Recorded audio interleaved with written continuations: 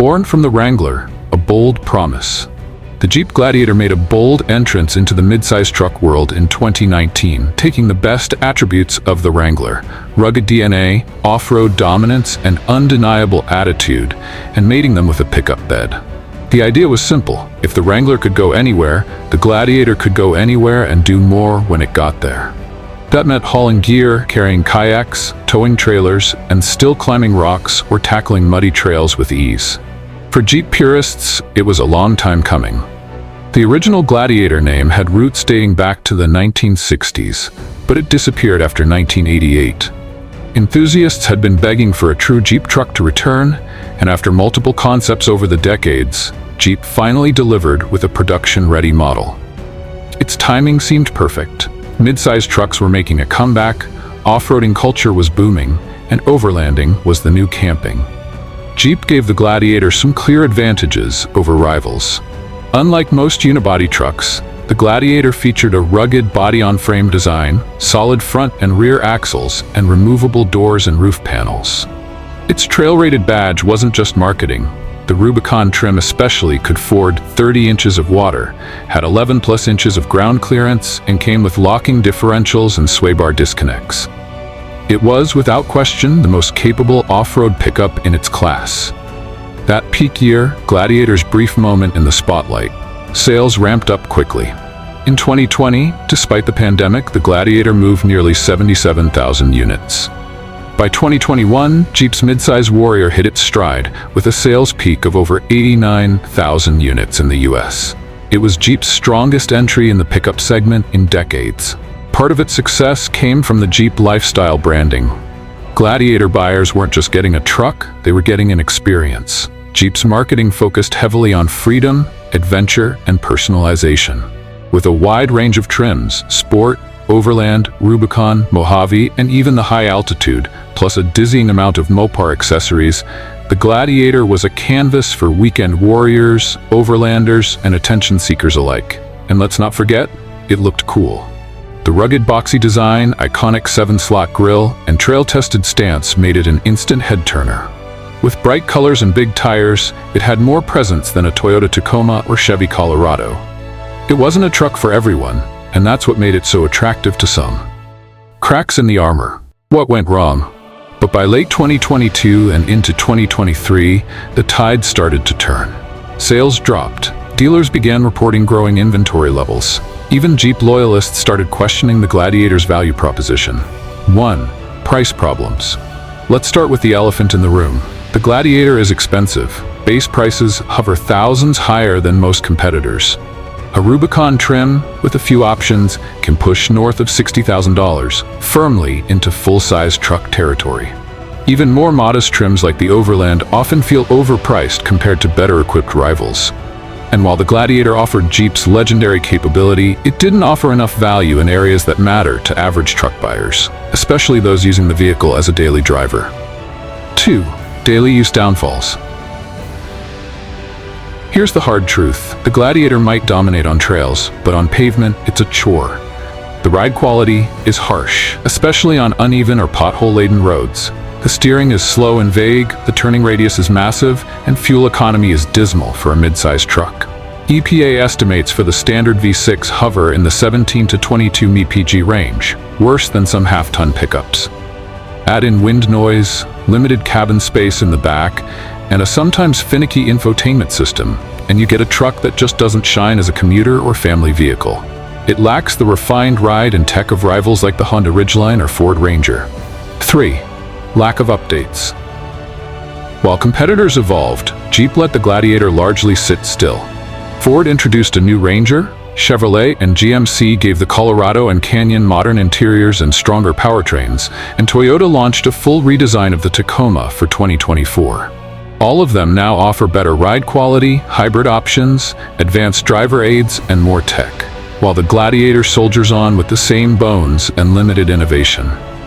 Jeep finally added a diesel option and the Mojave desert-rated trim, but those did little to improve its on-road flaws or lower its price. Worse, the diesel was dropped in 2023, leaving just the aging 3.6-liter Pentastar V6 for 2024. Dealer struggles and discount desperation. As of early 2024, many Jeep dealers are sitting on hundreds of unsold Gladiators. Some regions report over a 100-day supply, a red flag in an industry that typically targets 60 days or less. To move metal, Jeep has turned to heavy incentives. Cash bonuses, APR deals, loyalty discounts, and even $10,000 off some trims in certain states aren't uncommon. But despite those offers, sales remain slow. Why? Because even with discounts, the core issues remain: poor ride quality, dated design, and high base pricing. More worrying is that these discounts are eroding the Gladiator's residual value. That makes leasing less attractive and hurts resale value, further shrinking its appeal to practical buyers. What enthusiasts still love? To be fair, the Gladiator isn't without its fans. Hardcore off-roaders still love its solid axles, generous articulation, and aftermarket potential. It's still the only midsize pickup you can drive with no roof and no doors. And for rock crawling, few trucks do it better. Owners praise its personality, its mechanical simplicity compared to turbocharged or hybrid rivals, and its rugged feel. Gladiator forums remain active, and overlanding fans continue to outfit their rigs with rooftop tents, winches, and gear racks. The Rubicon and Mojave trims still have some of the best off-road hardware in the segment, and for die-hard Jeep fans who want a pickup, there's simply no alternative. Jeep's dilemma: evolve or fade. So what does the future hold? Jeep has a choice to make. With midsize trucks becoming more competitive than ever, the Gladiator can't afford to stagnate. The upcoming 2025 or 2026 refresh needs to address key pain points: comfort, tech, and value.